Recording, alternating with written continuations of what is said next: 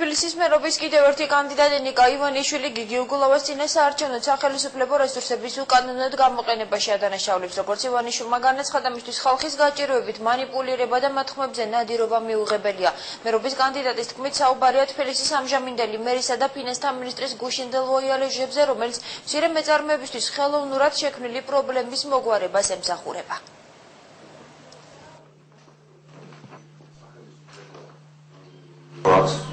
Democratic democracy.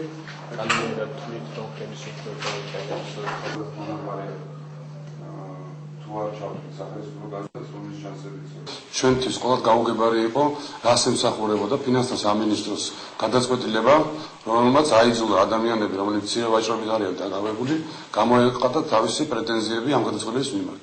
და ამავე დროს გუშინ უკვე ქალაქის მერთან ერთად ბაზრობაზე სიარული და რაღაც დაპირებების მიცემა და პრობლემების გადაწყვეტა, რაც სრულებით მაგონებს, რომ არის მეხანძრის პრინციპით მუშაობა, იმიტომ რომ კონკრეტული რაღაცა პრობლემა წარმოიქმნება, იქ მიდიან ხოლმე ამ ხანძრის ჩასაქრობად.